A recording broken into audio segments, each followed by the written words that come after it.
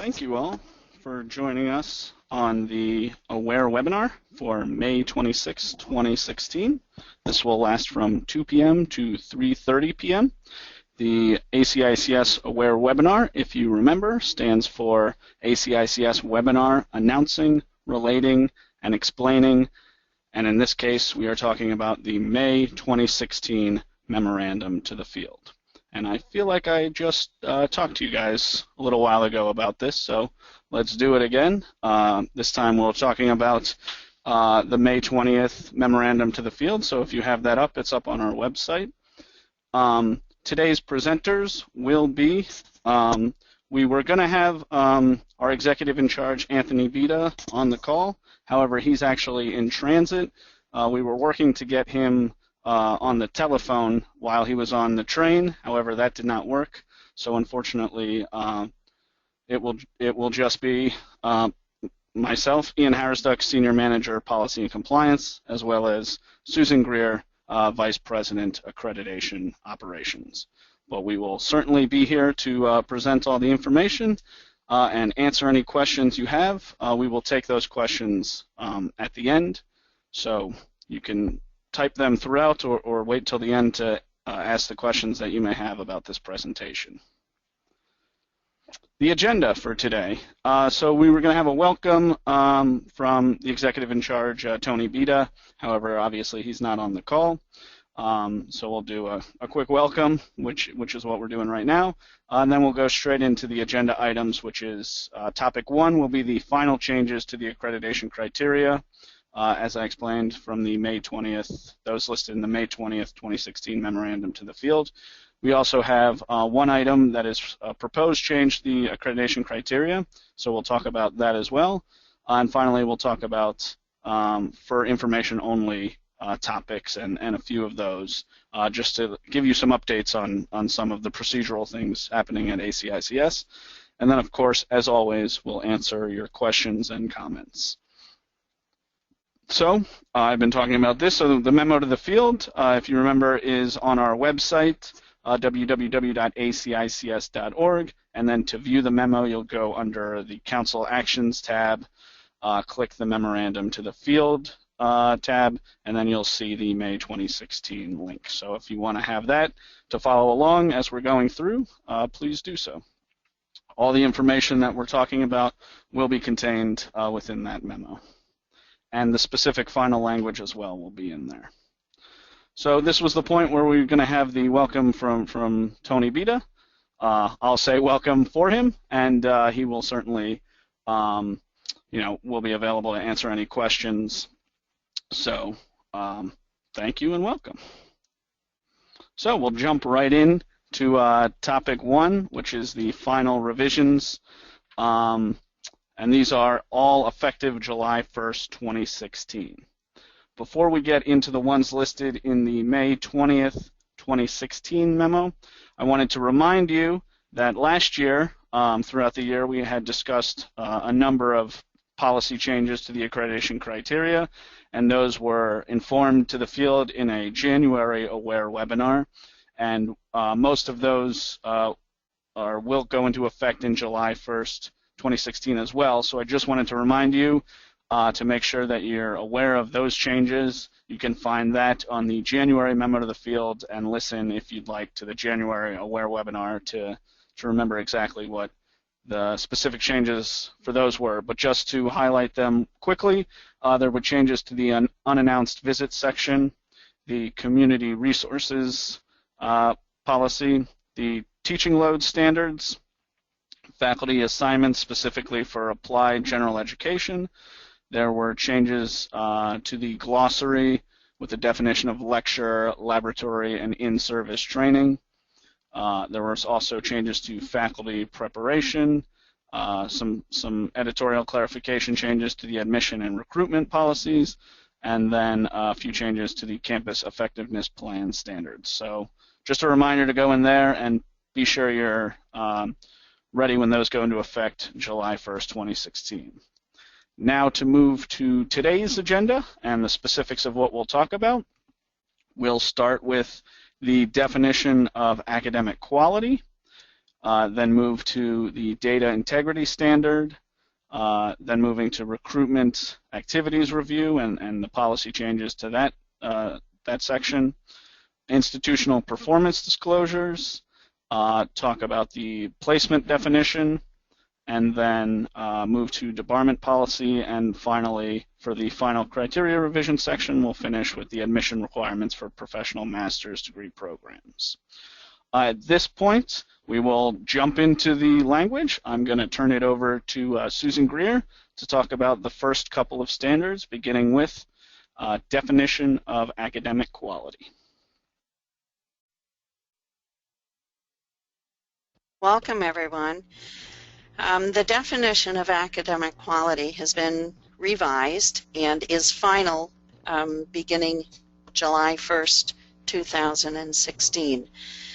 The Council had sent this out to the memo to the field, and there were a few edits that came back. So the language that is in our existing memo to the field, please take a look at it if you have any questions with what you had seen before.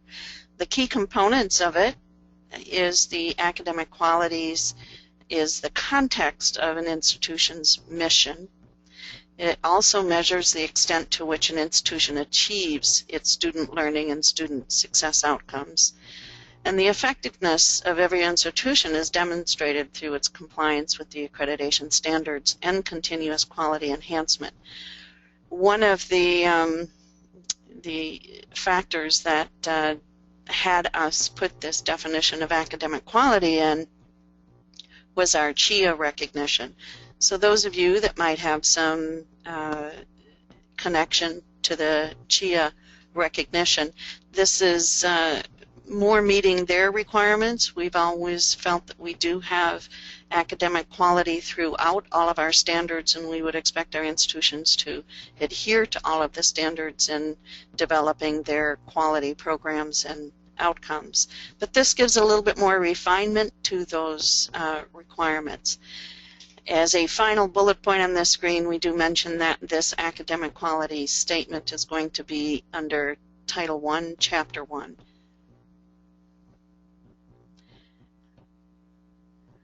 The data integrity standard is our next final revision. It is a new standard with respect to what our expectations are in accuracy and reliability of data collected and submitted to ACICS. All of our data is subject to review for integrity, accuracy, and completeness. We now have an individual on every full team on-site visit that will take on the role of further ensuring that you, our member institutions, data submitted to us is accurate and reported as you expected it. We expected it to be, and you expected to be reporting to us.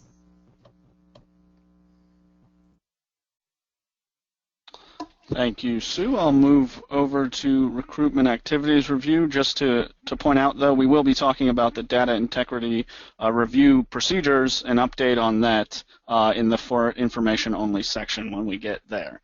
But moving to recruitment activities review, the Council revised the criteria regarding oversight of this activity. There were some changes from the proposal to the final language.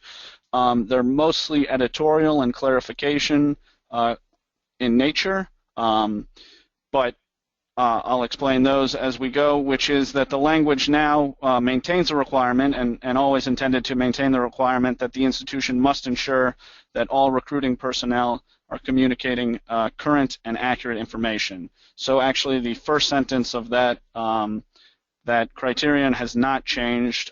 There was previously we had the intention of inserting the documentation being required in that sentence.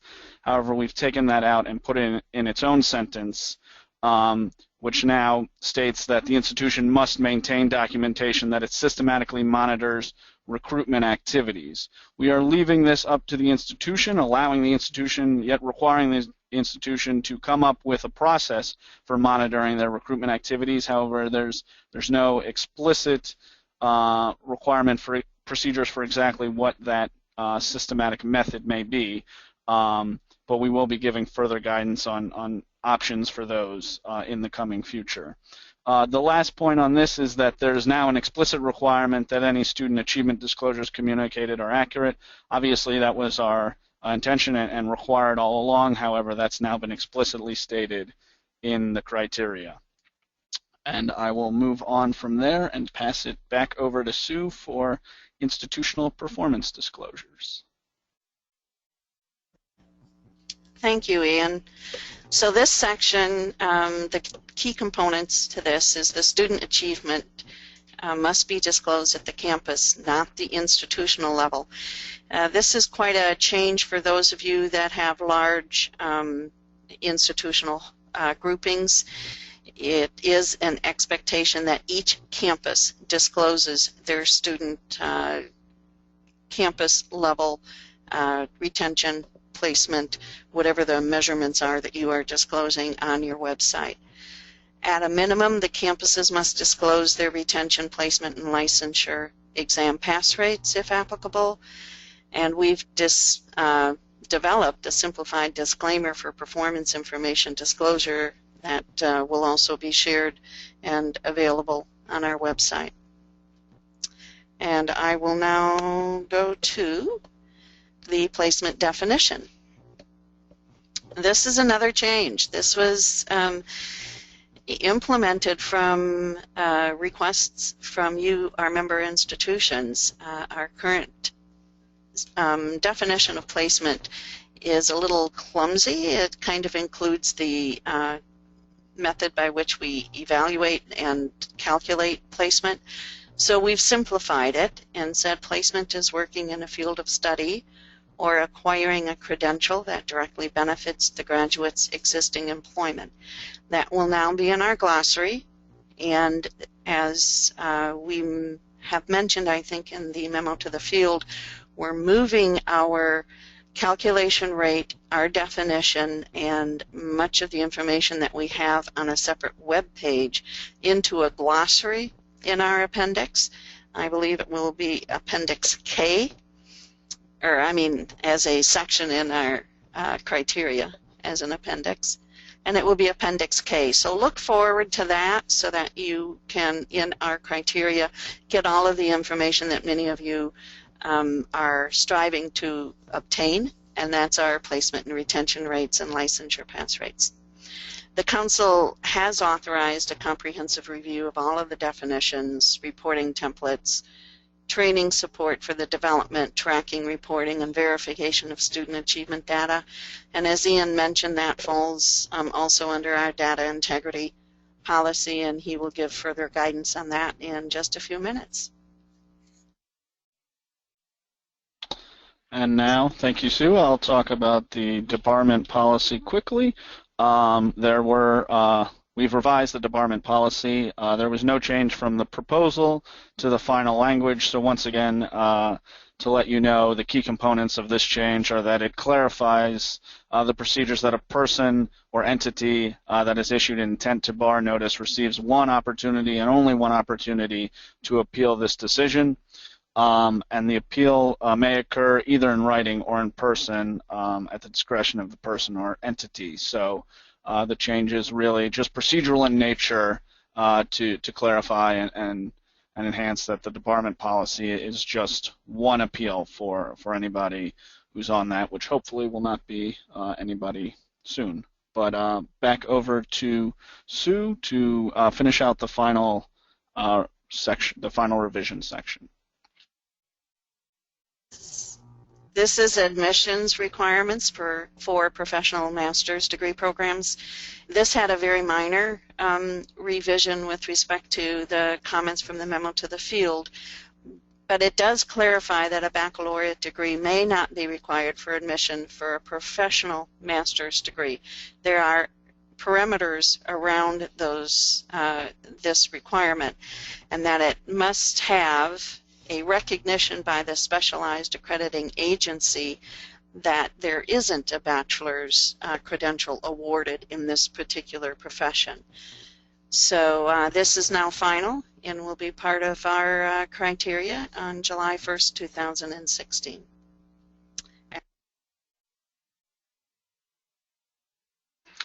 Thank you, Sue. I will now talk about the one proposed criteria revision. All those that we had just discussed are final, so you'll see those upcoming in the newest edition of the July 1st, 2016 criteria.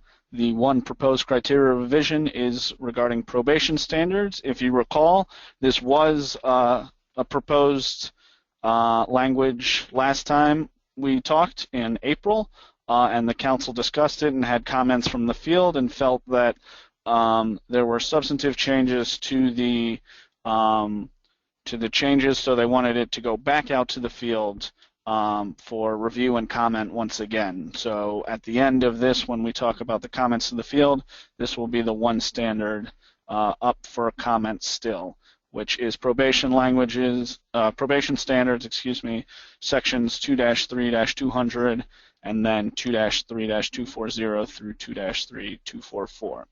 So what the council has done in proposing these revisions, the first is a change to the council action process under section 2-3-200, where the council may take the council is now stating it may take the appropriate action in accordance with the procedures described. So basically, it's clarifying that any of the council actions, be it deferral, compliance warning, show cause, and now the new language of probation, can occur. That the council can take that action once it's considered the information, of course, allow the institution to have a response to specific findings, but then it clarifies that the council can take any of these actions as it deems appropriate in line with the procedures as described. Getting into specifics of the probation change, there has been considerable change to the language where now it's stating that the probation may be ordered when an institution has materially demonstrated that it's unable to operate in compliance with the accreditation criteria. So that's an important language change to note. It had been consistently. Now the council can act if there's material information following a finding and a response that the institution's out of compliance. As noted previously, this probation will be included within the council action process, so it's another non-compliant action that can be taken along with compliance warning, show cause, and now probation. Of course, deferral is not a non-compliant action. It's an action needing more information. And then, of course, at the other end of the spectrum would be a withdrawal or denial action, which is, of course, a negative action. Finally, within the language still, there will be a definitive time frame for when it may result in a withdrawal action or be lifted. So the proposal still continues to give specific information on when the probation order would stop in line with the time frames listed in the criteria. So that will be the proposed revision. We will now move into topic 3 for information only. The 3 items that I'll talk about, I'll talk about all these, which will be the Board of Ethics, interim on-site evaluations, and data integrity review. We've described all these and let you know about them. These are just updates and kind of keeping you up to date and informed about these things. So for the Board of Ethics, we've talked about this previously. That information came out in the April memo to the field and is once again in the May memo to the field, just to update and let the field know that there's still a new method for reconciling conflicts of interest or perceived breaches of integrity on the council. The board is being put together, the Board of Ethics, which includes a bylaw change where a commissioner will resign if they are employed with an institution deemed to be under serious scrutiny with ACICS standards. And of course, the Board of Ethics will be a standing committee of the Board of Directors, which will act upon perceived or actual conflicts of interest. So that board is being put together and will be in effect quite shortly. Moving on to interim on-site evaluations. This again was explained in the April memo and an update in the May. is that if you remember, while on site, ACICS will review, so anytime ACICS is on site, we'll review the overall effectiveness in areas of administrative capability, campus effectiveness planning, admissions and recruitment practices, record keeping, specifically student files, and the campus accountability report records, which includes, of course, verifying retention and placement data and all the data integrity information that we had discussed, and I'll discuss in one slide. And then finally, faculty qualifications. So this process has already started. It was introduced this cycle and applied to at-risk institutions. So we have done on-site evaluation visits for institutions deemed at risk, and those, of course, are at risk as a result of issues with student achievement outcomes, financial conditions, complaints that have come in to ACICS, or adverse information that ACICS is aware of, and among other issues, of course. But we have applied this in certain circumstances, and will continue determining, based on this information, whether at-risk institutions and whether further investigation needs to be done through either responses or requests for information from institutions or actual on-site evaluation visits. And then finally, these substantive reviews, enhanced reviews, will also be incorporated into the quality assurance monitoring program, and that will begin in the fall cycle. So for any schools that are up and have a quality assurance monitoring, we will also be looking at the overall effectiveness of the campus in all the areas mentioned above. And then finally, for the data integrity review, to close out the for information only section, we are continuing with the data integrity review. As Sue mentioned, in the data integrity standard, each comprehensive evaluation visit includes an evaluator with the primary role of verifying reporting institutional data, specifically focusing on placement information. For this cycle, as any of you who have had visits or been on visits, you know that this is happening, and the goal is to have 100% attempt of calls. And we are, being relatively successful on making those attempts. Of course, though, we will analyze what has happened in this cycle and make any changes and improve efficiency where necessary. So we are certainly looking at how this was gone through and the procedures that have taken place with this data integrity review, and we'll update you and let evaluators and schools know if there have been any changes specifically to the placement portion of this. With that said, we will also be introducing further procedures to review all institutional data. As Sue mentioned, in the final language for the data integrity standard, we are subject to review as all data, all institutional data, so it will be a more enhanced review than simply placement information. We will be looking at data across the board, including retention and licensure pass rates and other institutional data, and verifying whether that's appropriate or accurate, excuse me. So that gets through our presentation. We will now go into the questions and answers. So if you have a question or anything that wasn't clear, please let us know. Sue and I will do our best to answer it, and if we haven't answered it, we'll certainly get back to you and let you know what those are. So let me just read some of the questions up front, and then I'll either answer them or pass them over to Sue. The first one we have is, on the campus and program level disclosure posting, at what point after the CAR is submitted do the rates need to be posted? November 2nd, which is, of course, the day after the CAR is submitted, or after we receive ACICS validation from the rates? I'll pass that over to. Actually, I was just pointing at that second part so Ian could answer this. It is once ACICS has validated the rates. Many of you know through your submission last time that we run a couple of data integrity reports through your data, so we can ensure that whatever you submitted is not reporting inaccurate by error. And that process is valuable to you and to us. And so once we've given you the indication that the rates have been accepted, that's when you would be able to post them. So I have a question that nowhere in the criterion or the CAR guidelines does it say a graduate has to work full-time to be counted as a placement. Please comment.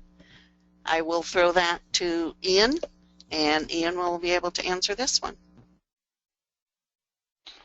So as Sue mentioned in her placement definition description, we will be putting in the guidelines, the campus accountability guidelines, into the criteria, and that will be happening shortly. And there won't be a comment to the field for that because we will simply just be taking those guidelines and putting them in a new appendix. So there's no language changes or implemented changes to that. We may be taking a look at those guidelines and will be come August to make sure everything's in effect. But to answer your question, there will be information in that appendix, and you'll see that that there's a there will be those requirements listed in. So right now, I don't believe it says full-time, but it does say that there needs to be sustainable employment.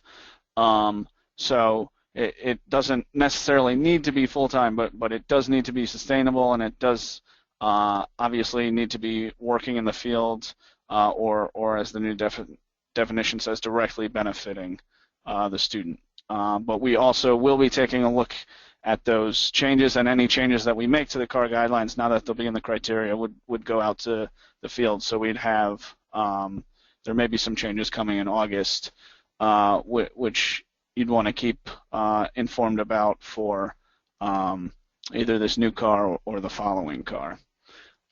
So moving on, we have another one, of course, dealing with placement. With the change of placement definition change, will ACICS be updating and or eliminating the benefit attestation form by graduates?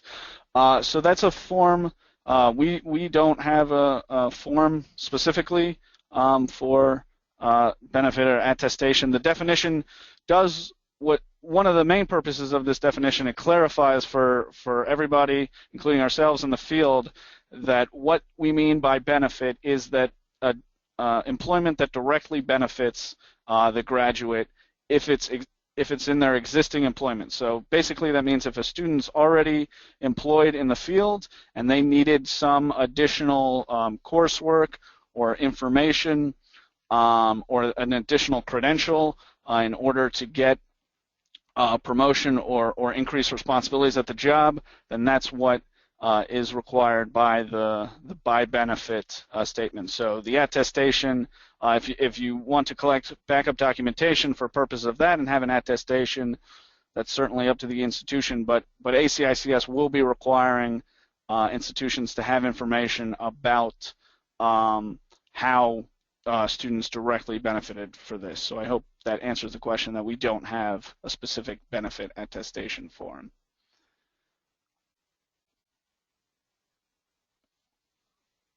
Let's get off placement for a second because we'll go back to that and skip. There are obviously a number of placement. We had a placement webinar, so you can look at that on our website as well as we had a number of questions in the April 2016 webinar, so you can refer to that. Let's go to, I have a question that if a school has a quality assurance monitoring visit for a single program that is yet to produce graduates, will the visiting team expect to be provided with the most recent CAR and all supporting documents? In particular example, the new program has no graduates, so there would be no data for the integrity review. That is correct.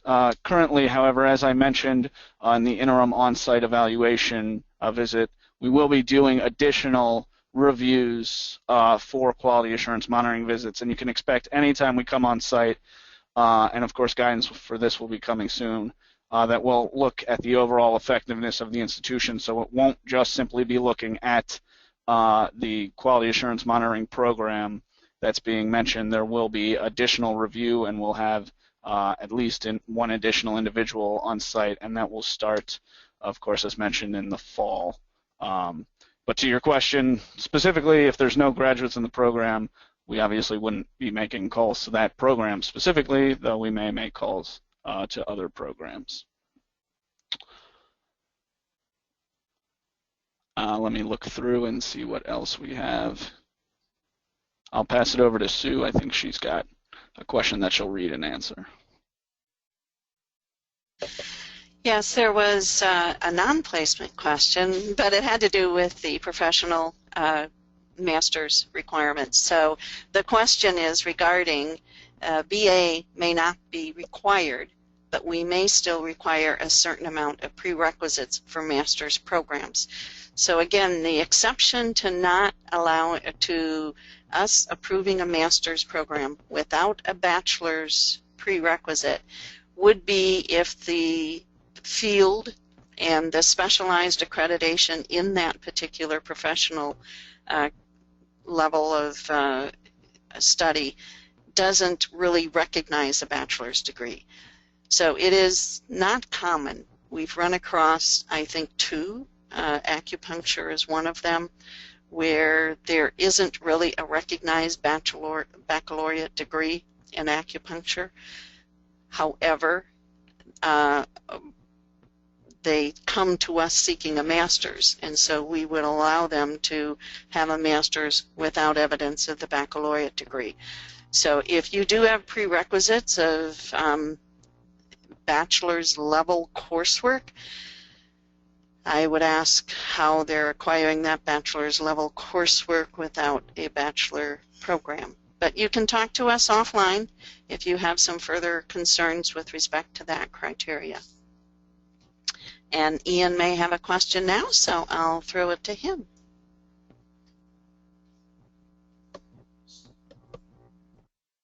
So I have a question on a couple, we'll go back to placement, why not? How does a person work in a field of study and not an occupation? Well, they will be working, obviously, occupation, but what the definition refers to is that they are working in their field of study, so what they studied, whether it be by their title, as in medical assistant, working in a medical assistant field, or by skills, so of course they studied these skills, and a predominant amount of the skills that they studied in the program they'd be using in their occupation. So that is what we refer to working in the field of study.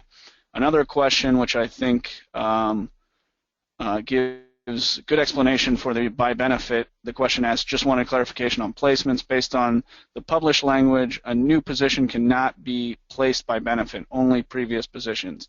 Only existing positions, yes, correct. So if there's a new position, then they'd be either working in the field by title or by skills. So if there's a new position, then yes, it would be either definition 1 or 2.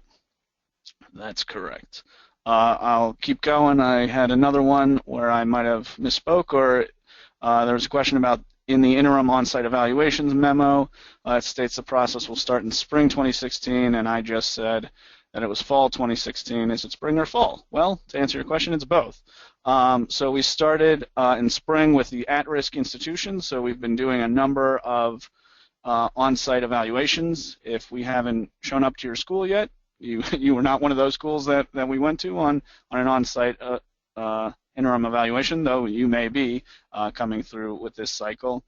But then in fall, we'll continue, of course, with the at-risk institutions and be reviewing institutions that are determined at risk by those factors that I said, complaints and adverse and financial and student achievement. However, we'll also, for any quality assurance monitoring visits, we'll also be doing substantive and enhanced reviews of those, looking at the overall effectiveness of the institution and record keeping and all those factors that I had mentioned previously.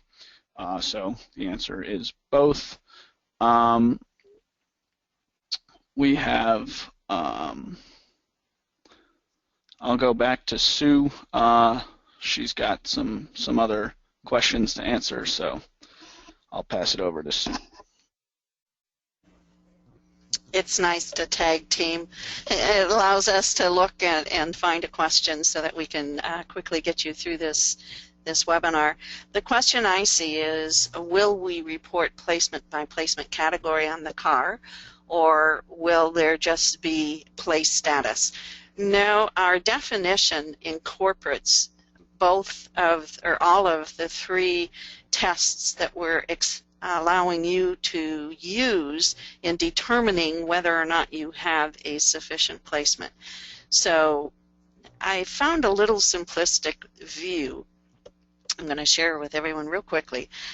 By title and by benefit are probably the outliers to what would be the more common method by which you would determine if you have a valid placement in the field of study, basically because of Ian's communication to you with those skills. Most students enroll in a program of study in order to acquire the skills that are required in that field of study. The title is a real easy way to say, yep, they acquired those skills in that credential or that program of study. The benefit is a one-off. It is those individuals who were already employed, however, they were told that if they acquired a higher credential level by their current employer or wherever they are currently employed, that they would have some benefit in promoting or being moved within their organization in their current position. So that benefit is basically by the credential level, not the skills.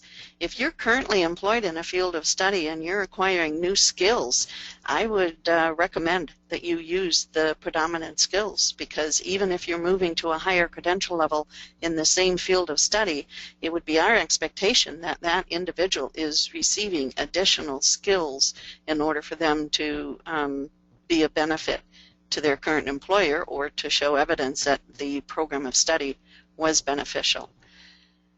I'm looking to Ian to see if he has a question now, and he does, so we'll move on to...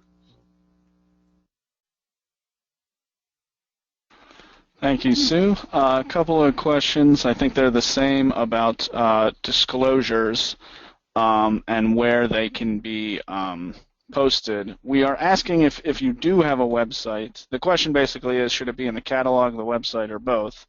The requirement is that you disclose them. We'd highly encourage you, and I believe Tony had been giving webinars and information, and we as ACICS have been informing you about performance disclosures for now a number of months. So if you have a website, it'd be highly encouraged, and we believe that most every institution does have their website. It'd be highly encouraged to put your performance disclosures on the website. With, of course, the new requirement coming in July that they be for the placement, retention, and licensure pass rates if applicable, and of course with that disclosure statement there as well.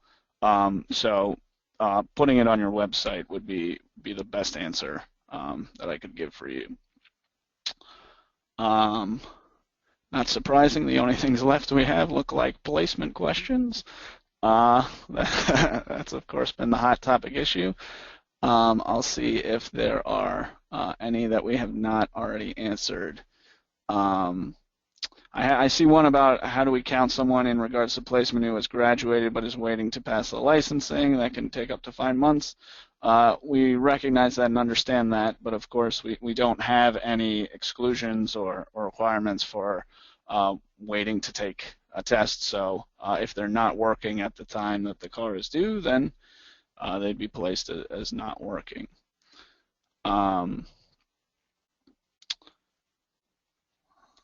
There's a question which if Tony was on, I'd put to her. I don't want to speculate the status of the ACICS's situation with the Department of Education. I can tell you that we are responding to all their requests, but if you have specific inquiries or want specific information, Tony updated the field at the annual meeting, and we'll continue to provide updates, so we'll certainly let you know, but I'll leave that for him as the executive in charge to give you specific updates on that. Then any others that you see?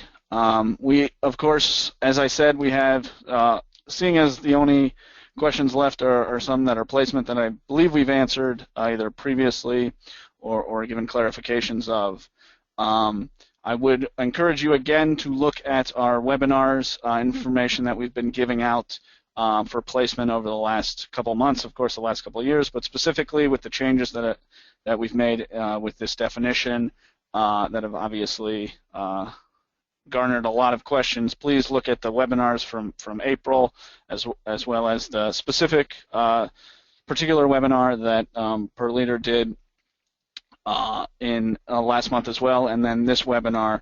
And furthermore, as Sue and I have stated, we will be having an appendix, so look forward to that coming soon. The appendix will be for placement in the car reporting guidelines will now be placed in appendix, so that information will be throughout the accreditation criteria. So with that said, and with us having no questions remaining, I think we can end early. We will have this. There are a couple questions about how you see this. We will post this with the slides as well as the audio on our website, so you'll have this for review if you ever need it. And thank you all for your help, and any questions that you have, you can certainly contact me. Let me finish out the webinar with stating that the slides will be put up on the events workshop page under webinars and then under aware, so that's where you can see the slide. Any comments from the field? Remember, the probation standards is the one issue up for comment this time around. Please see the memo to the field with the SurveyMonkey link to provide any feedback that you have. That will be due, I believe, the first week in July for your comments. I'll say if you have any questions that weren't answered, feel free to email me, Ian Harrisduck, or iharrisduck@acics.org, and I'll do my best to filter that question over to somebody else or answer it myself. And with that, thank you all for coming and participating.